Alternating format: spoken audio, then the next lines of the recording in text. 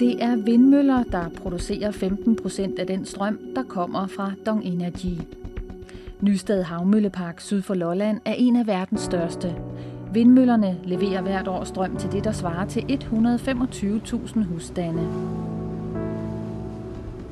Vi gør jo alt, hvad vi kan for at promovere, hvor godt vindkraften er, og få omverdenen til at gøre på samme måde som os andre. Som det er nu, er der populært sagt kun strøm i stikkontakten, når vinden blæser moderat.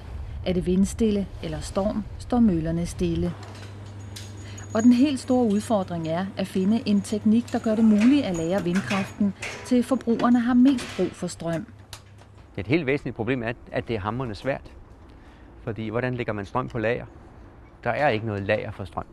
Det kunne være at gemme noget af strømmen som strøm på batterier, men der er altså en proportionsstørrelse i det her, som er voldsom. Altså der skal voldsomt store batterier til. Mens forskerne udvikler batterier til elbiler og finder andre metoder til lagring af vindenergi, så fortsætter Dong Energy med at bygge vindmølleparker.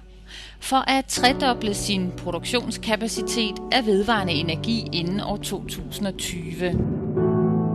Horns Rev 2 er et led i den plan. Den bliver verdens hidtil største havvindmøllepark med 91 møller 30 km fra Blåvandshuk. Og så bygger Dong Energy vindmølleparker i blandt andet England.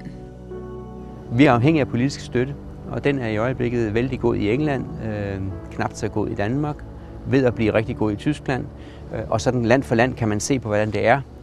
Og det betyder altså, at vi bygger vindmøllerne der, hvor pengene kan forrente sig selv. Effekten er jo lige god. Virkningen på det globale miljø er lige god.